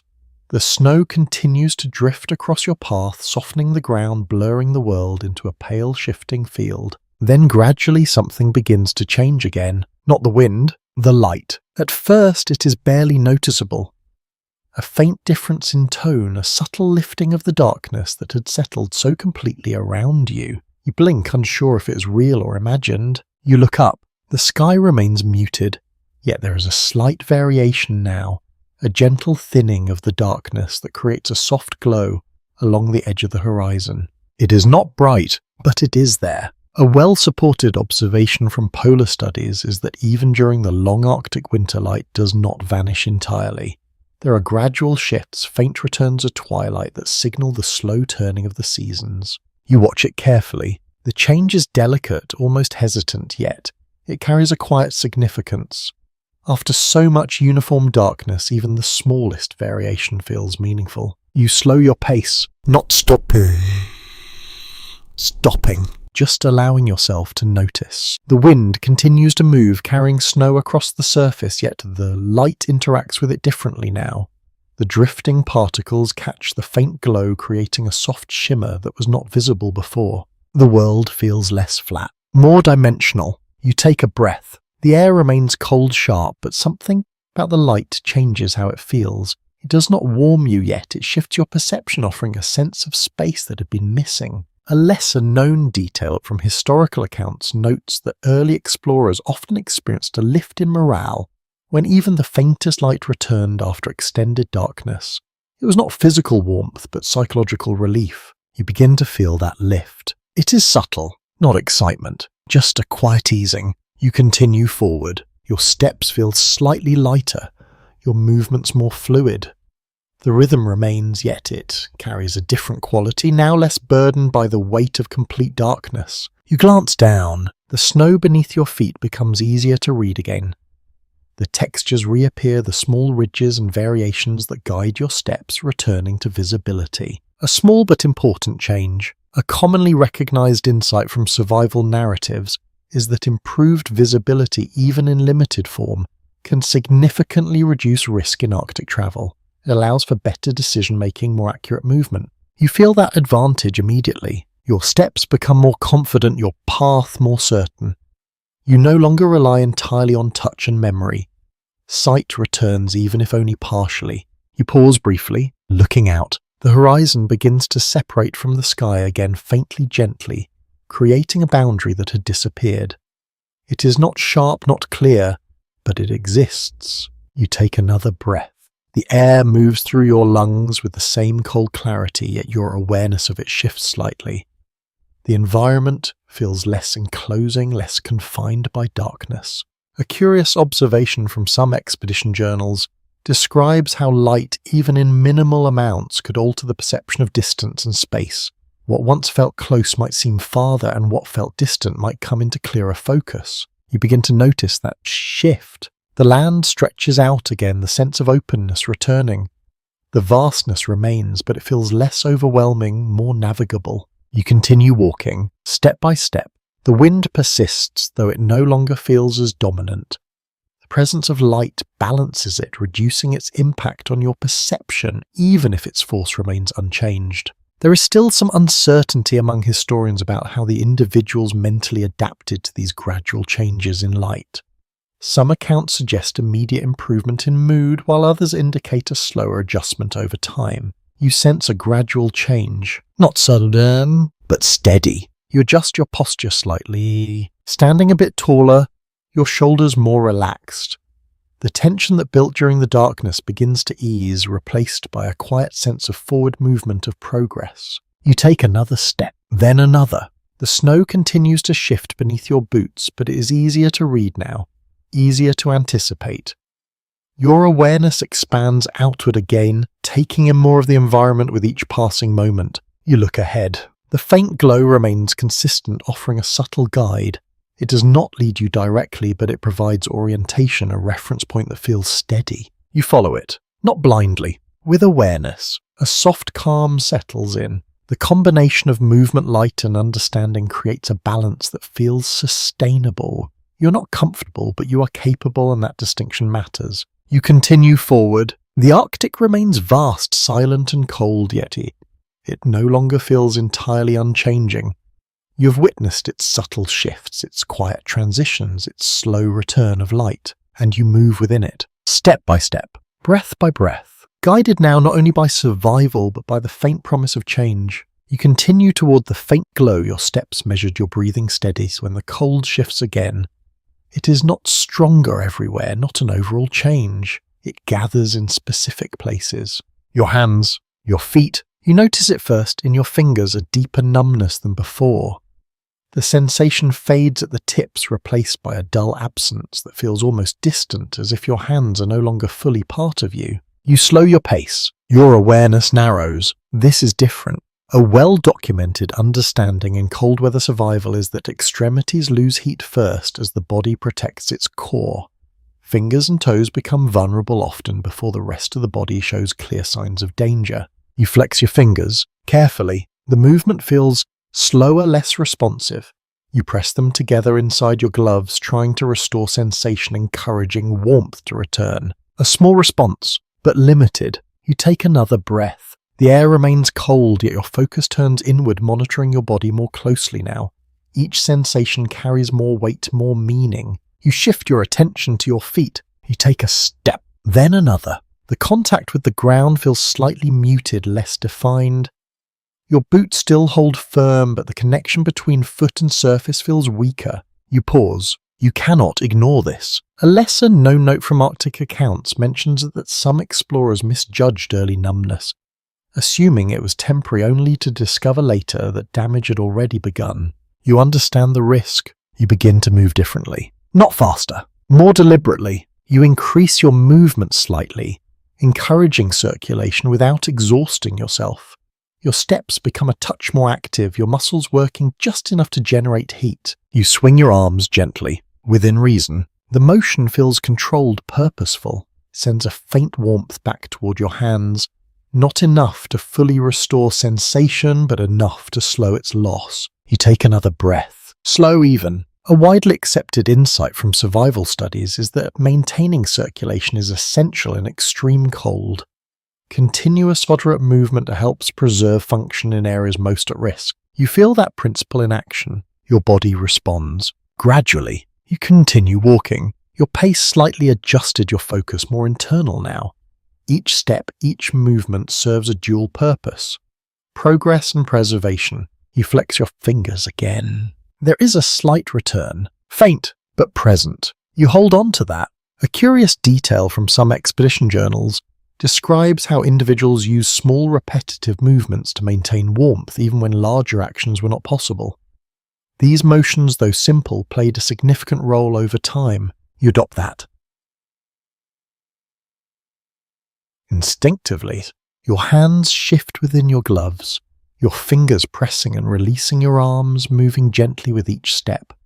It becomes part of your rhythm, integrated into your movement without disrupting it. You continue forward. The faint light remains ahead, offering a subtle guide, yet your attention remains divided. The path matters, but so does your condition. There remains some uncertainty among historians about how often early explorers recognized the early stages of cold injury in time to prevent it. Some accounts suggest careful monitoring, while others reveal how easily symptoms could be overlooked. You choose awareness. You pause briefly, not for long, just enough to assess. Your hands, your feet, your breathing, everything remains functional though challenged. The numbness has not worsened, and the small movements seem to be helping. You begin again. Step, breath, step. The rhythm continues, now carrying an added layer of purpose. Each motion supports not only your journey, but your body's ability to endure it. You take another breath. The air enters sharp but familiar, your lungs responding without strain. Your focus sharpens again. balancing internal awareness with external movement. You look ahead. The faint glow persists unchanged, steady.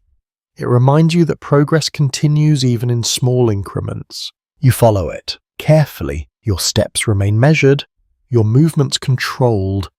The cold presses in, yet you respond, adapting, adjusting, maintaining balance. You flex your fingers once more. There is a little more sensation now. Not complete, but enough. A quiet reassurance. You continue forward. The Arctic remains silent, vast and indifferent, yet your understanding deepens again. You are not simply moving through it. You are managing yourself within it, preserving function, responding to change. You take another step, then another, each one deliberate, each one necessary. You move on, aware that survival here depends not only on the land, but on the quiet signals your body sends and your ability to listen. You continue forward your steps, steady, your breathing calm, your body gradually recovering from the deeper cold that had settled into your hands and feet. The faint light ahead remains constant, offering quiet guidance without urgency. Then you notice it. A change. Not in the wind, not in the snow. In the sky. You lift your gaze slightly, allowing your eyes to adjust. The dim glow that had been resting along the horizon begins to expand, spreading upward in a soft, gradual arc. It is still muted, still gentle, yet it reaches farther now. The light is returning. Slowly. A widely supported understanding from polar observation is that the return of sunlight after the long Arctic winter does not arrive suddenly. It appears in stages, beginning with faint twilight that gradually strengthens over time. You watch it carefully. The shift is delicate, almost hesitant, yet unmistakable. The darkness that once felt complete now holds variation layers of tone that create a sense of depth. You pause, just for a moment. The snow reflects the change its surface, catching more light, revealing texture and form with greater clarity. Small ridges stand out again, subtle shadows return. The world feels more defined. A lesser-known note from expedition journals describes how even a slight increase in light could alter not only visibility but emotional perception.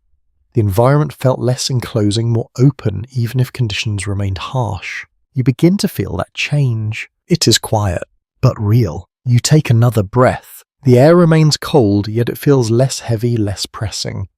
Your awareness expands outward again, taking in more of the space around you. You continue walking. Your steps feel more confident, your path easier to read. The snow beneath your boots responds with familiar resistance, its texture visible once more. You look ahead. The horizon becomes clearer, separating from the sky in a soft, gradual line. It is not sharp, not distinct, but it exists, giving you a sense of direction that had been missing. A well-recognized insight from survival narratives is that improved visibility can significantly reduce both physical and mental strain. Being able to see the land allows for better movement, better decisions, greater confidence. You feel that relief, subtle but steady. You take another step, then another. The rhythm continues now, supported by the returning light. Your movements feel less constrained, your awareness less inward, more balance between yourself and the environment. A curious detail mentioned in some historical writings suggests that the first return of light often felt more significant than its actual brightness. The psychological effect outweighed the physical change. You understand that the light is still faint, yet it changes everything. You pause again, looking upward. The sky holds a soft gradient now, a transition from darker tones above to lighter ones near the horizon. It feels gentle, almost calm, a contrast to the sharpness of the cold. You take a slow breath. There is still uncertainty among historians about how quickly individuals adapted to the return of light after extended darkness. Some accounts suggest immediate improvement in mood and clarity, while others indicate a gradual adjustment over time. You sense a gradual shift, not sudden, but growing. You continue forward, your posture straightens slightly, your shoulders relaxing just enough to reflect the change. The tension that once defined your movement begins to ease, replaced by a quiet steadiness. You look down again. The snow patterns are clearer, now easier to interpret. You avoid softer patches with more certainty, choose firmer ground with less hesitation. You're moving more efficiently. You take another breath. The air remains cold, yet your body responds with familiarity, your rhythm unbroken. The balance you have built continues supported now by better visibility. You follow the light, not directly, but with awareness. Each step brings you forward, guided by what you can now see as well as what you feel. The environment remains vast silent, yet uncertain. A soft calm settles in. You are still within the Arctic, still exposed, still managing every detail. Yet the return of light changes your experience, offering a sense of progression of movement beyond the endless night. You continue walking, step by step, breath by breath. The horizon stretches ahead, no longer hidden, no longer undefined. It invites movement not with urgency but with quiet assurance. You follow it, knowing that each step brings you closer to something new. You continue towards the widening glow, your steps steady, your breath soft and even. The land stretches before you with clearer shape, now the snow no longer a single blur, but a surface you can read and understand. The journey feels different, not easier, but complete in a way that settles quietly within you. You move forward, aware of each step, each breath, each small adjustment your body makes without effort. The cold is still present, the wind still moves, yet they no longer feel like unknown forces. They are part of the rhythm you have learned. You pause, looking out across the horizon. The light continues to grow, spreading slowly, revealing more of the land with each passing moment.